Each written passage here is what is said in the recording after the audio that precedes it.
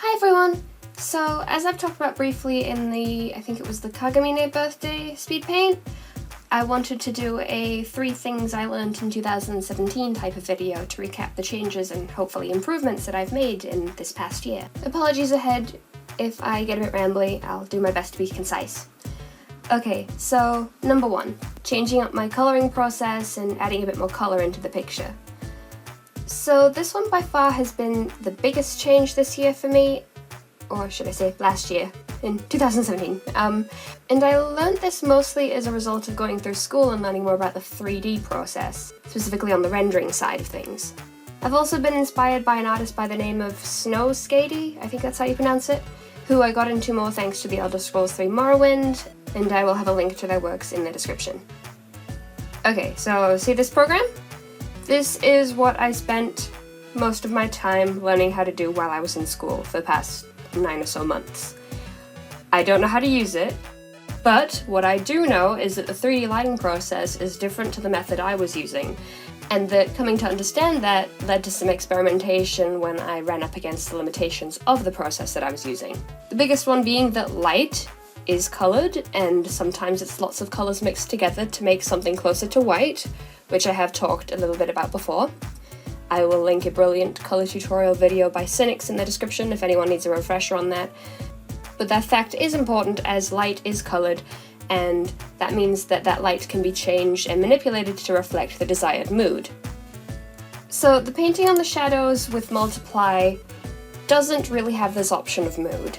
Like, it's great if you want a neutral white colour for your light, but otherwise you have to think ahead and colour the flat colours as if they were already being affected by that light source, which is a pain, and I'm not smart enough for that, so I needed to find a workaround for this. So just to demonstrate the old and the new method, the old one would have been more like painting it in like this type of thing. Maybe like this. And then the new one would be more like this instead.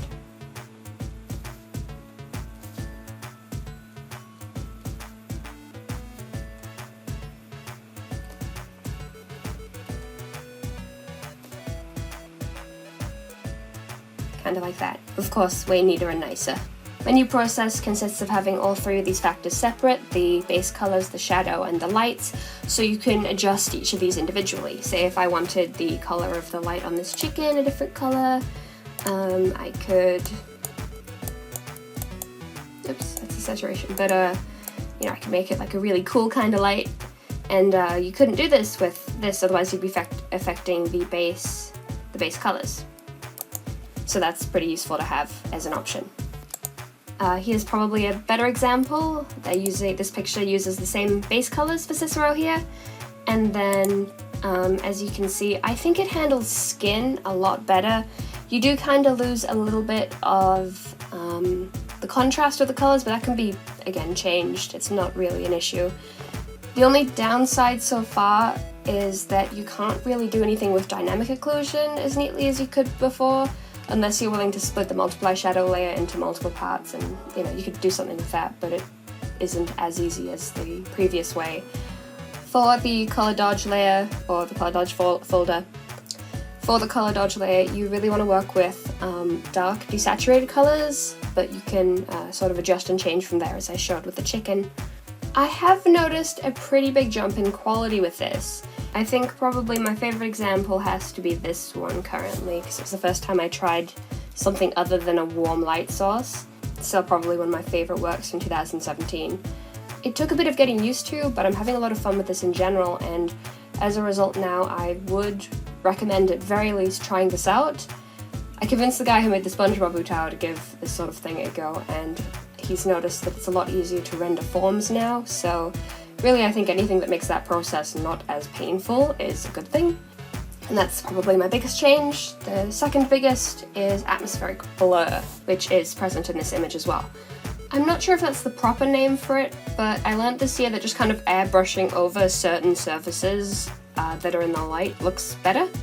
I think I started doing this sort of around July when I was trying to really emphasize the atmosphere of the image. And as an example of what I'm talking about specifically, this is probably the easiest. Sort of on and off here. When it is airbrushed over like this, I definitely think it adds something to it. It just helps sell the objects in the environment a little bit more, which is something that I was missing out on before. Although it is pretty easy to go overboard with this, so I do have to make sure personally not to do that. I think I found a balance, but there was sort of a period around November that I think I was going a little bit overboard. Okay, so that was the second biggest change. The third, I don't really have a proper visual demonstration for this, other than maybe this artwork for a piece of art that I was really trying to practice this idea. Slowing down. So I suffer from hand pains, mostly because I draw a lot and I'm not good at taking breaks, and I'm getting better with it. But this paired with joint conditions and some other things basically means that I have a bad time all around if I spend too long drawing in one go.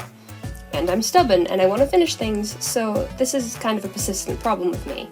But lately I've been just doing my best to cultivate more patience, trying to take the time with things more, and to bring up the quality of the things I do create, because when I get lazy, the end result looks kind of bad in comparison.